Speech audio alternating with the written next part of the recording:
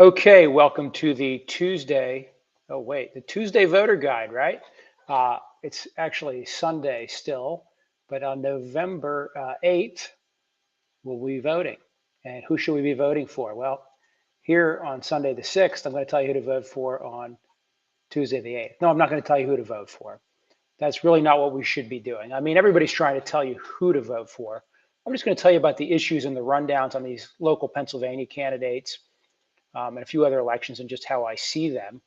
And then you should take that with your other information and from other sources, and you should do your own research. I don't know if any of you have argued with anybody lately on the internet, but particularly anybody who's been fed some kind of weird Kool-Aid, the cult members, uh, they will tell you when you start asking where they're getting something to, quote, do your own research. And of course, that's code for they don't actually know why they're saying what they're saying. Uh, Something on the internet they heard, or one of their friends told them, or they watched something, or they did a cursory read of something. You know, I had somebody trying to tell me today that the United States is one of the only countries, along with the Ukraine, to vote down this anti-Nazi rhetoric, or this anti-Nazi resolution, I'm sorry, from the Soviet Union and the UN. Oh, I'm sorry, from Russia and the UN. Uh, the reason the US voted it down, quite simply, if this person had done their research, is two reasons. Number one is US sees it as a thinly veiled excuse from Russia to harass a certain other Western European countries that they don't like. But mainly, number two, the resolution would call on countries to pass laws which would restrict the ability of people to say anything they wanted about Nazis, good or bad, right? At least good in this case. It runs afoul of the United States First Amendment. So I guess this person who was trying to point this out to me wants me to say, oh, well, of course we should vote for something that runs afoul of the First Amendment. Why we should just, unfortunately in our country, or fortunately, people can have whatever views they want. So if Doug Mastriano wants to go out there and say that a woman should have no right to an abortion, even in the case of rape or incest or her life, that's his right, right? And if he wants to say that Jews will not replace us or whatever other thing he likes to say or has never said, but the guy who owns Gab, who's a buddy of his, likes to say. The guy who owns Gab can say that sort of stuff, right? Do we support it? I don't. I think some of you do, right? But anti-Semitism, we're seeing that more and more. We've got two of the three Ks for the KKK, right? We got Kyrie and we got Kanye telling us, making anti-Semitic comments.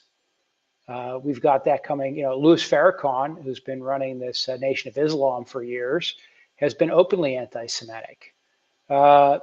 We have anti-Semites in the Republican Party. We have Marjorie Taylor Greene and people like our own Doug Mastriano attending rallies and places where they talk about the evils. Now they'll say, oh no, I love Israel more than most Jews. Notice how they say that, right? But anyhow, let's get down to my voter guide and some spins. We're going to stay tuned for that. First, because I have breaking news, right? Last night, Donald Trump nicknamed Ron DeSantis Ron DeSanctimonious. So we're starting to see the first schism, open schism between Trump and DeSantis.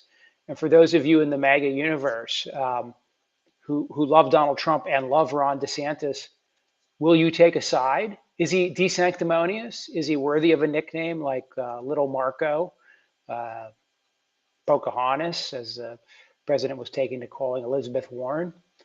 Ron DeSantis is now in that nickname category. He's like Lion Ted Cruz. Are you okay with that? I don't know. It's interesting, right? Because that's your backup guy. But maybe it's okay to name call. Maybe it's okay if you don't really mean it, or maybe he really means it. I'm waiting to find out. Now, let's go back to my spin on the elections. We'll start here with Oz versus Fetterman. First of all, I voted for Oz in the primary, okay? He was my choice because Donald Trump told me to vote for him. So I went ahead and followed Donald on his lead on that one. And why did I follow Donald's lead? Because I know that Oz is actually kind of a moderate. He is a carpetbagger from New Jersey. He's a highly educated doctor, right? He's not woke, but he's certainly not some wacky right-wing kook either.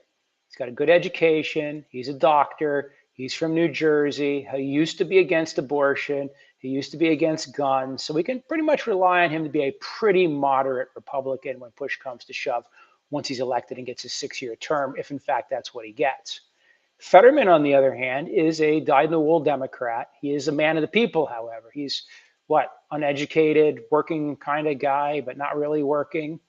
But Fetterman also is not lockstep with all things Democratic either. Is he a liberal radical who wants to burn down the country? Absolutely not. Just like Oz is not a wacky conservative.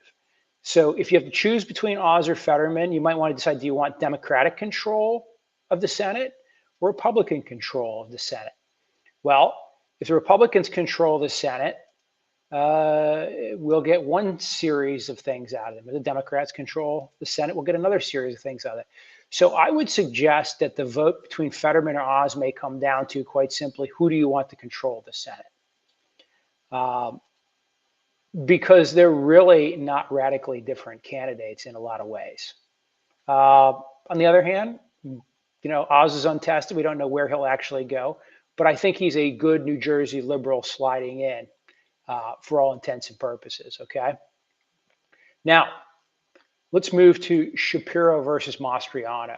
This is a much more interesting race.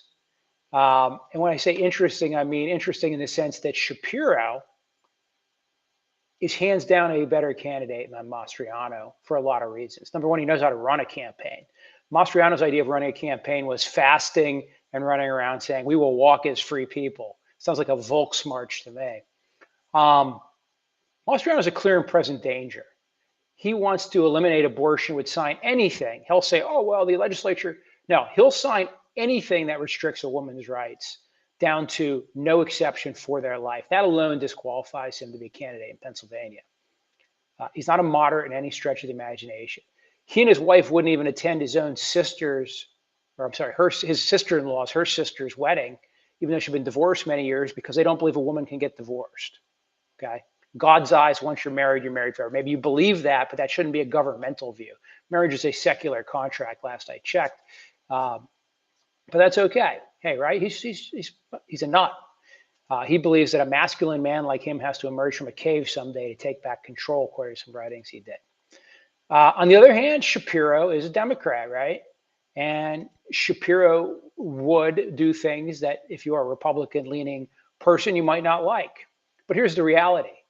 There's a strongly controlled Republican state legislature here in Pennsylvania. So Shapiro won't be able to do much when he and the legislature can't agree. So much like Tom Wolf, he'll have his hands tied on many things.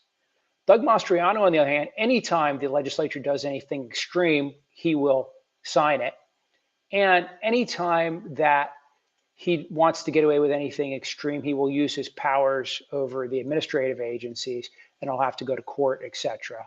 So Doug Mastriano is a clear and present danger. And on that one, I would tell you, if you can't vote for Shapiro, at least don't vote for Doug. Okay, don't vote for dangerous Doug Mastriano. I have on my Facebook wall a lot of people who've said, and I posted a little bit of what they said. I get a lot of private messages from folks who are saying, for the first time in my life, I'm not voting for a Republican, or I'm voting for a Democrat for the first time in my life, or I'm at least not voting for Doug Mastriano. So if you want to vote for Oz and just leave Mastriano blank. Or you can do what I'm doing. I'm going to probably circle Oz and probably circle Shapiro. Probably what I'm going to do. All right.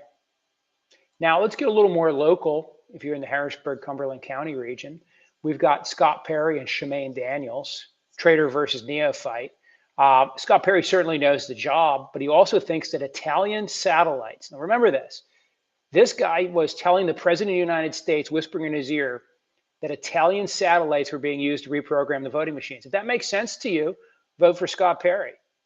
If you think that's cuckoo, like bat guano crazy, like phew, off the deep end, vote Shemaine Daniels and send a message that you can't try to overthrow the election, the duly constituted election. Now, of course, I know some of you guys are election conspiracy types.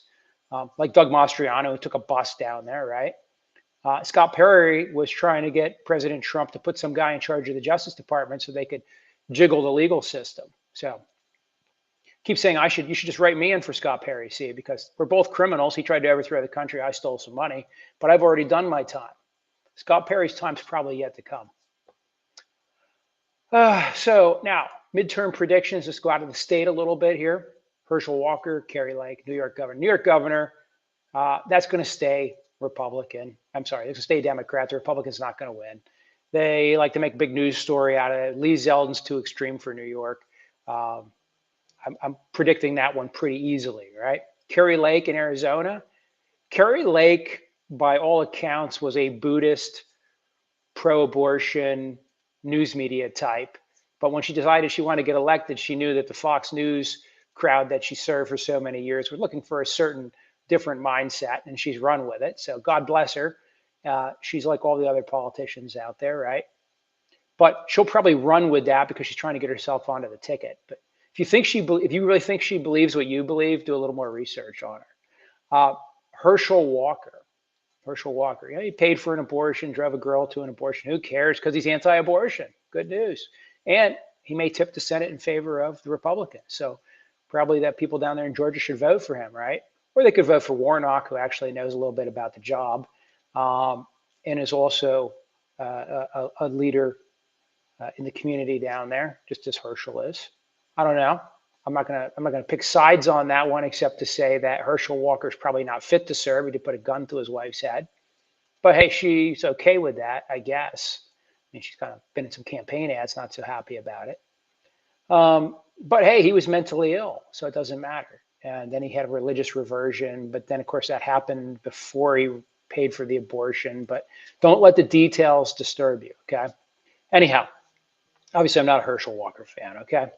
So what else do we know? Any of the other elections we want to talk about? Blake Masters. A lot of interesting things going on. So here's what I predict. I predict that we still are undercounting the likely voter versus registered voter problem. And so, for instance, I recently talked to an 18-year-old woman who's going to vote for her first time, and she's going to vote straight line Democrat here in Pennsylvania. Mainly because of her feelings on women's issues and women's rights, and feeling that Fetterman and Shapiro better represent a chance for women's rights. Okay. I asked her, "Are your peers going your way?" And she said, "Yes, she thought so based on social media. But as we all know, social media is sort of an echo chamber, so one never knows. The social media you see and the social media I see and social media she sees and he sees are not the same thing, guys. Remember that. Really get your mind wrapped around that. That's why people are so surprised. I don't know anybody. I didn't see any support for. That's because you only see or hear what the algorithm sees you react positively to or you engage with. There's one of you out there who complains about getting my stuff in your feed, but then interacts with it all the time. And I'm like, can you not understand that every time you interact with my material, Facebook sees the interaction as a positive because it's keeping you engaged and on their site. So you're just going to keep seeing my stuff. So the more you interact, the more of me you get. Remember that. So don't forget to share or like and tag friends in this video if you want to share the voter guide with them. But back to what I'm going to see for the long-term trends, bigger trends. I think we're undercounting that. So I think the Republicans are still going to take the House, but particularly in states where abortion is an issue on the ballot, the Democrats are going to outperform their expectations. And I think the Senate will still tip to the Democratic or to a tie.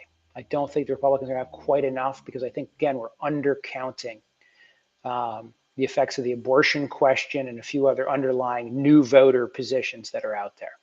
But we're going to find out on Tuesday. I'm going to run some special coverage Tuesday evening.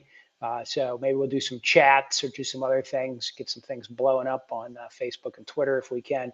If Twitter is even still around on Tuesday, who knows? Maybe they'll fire the other half of the employees.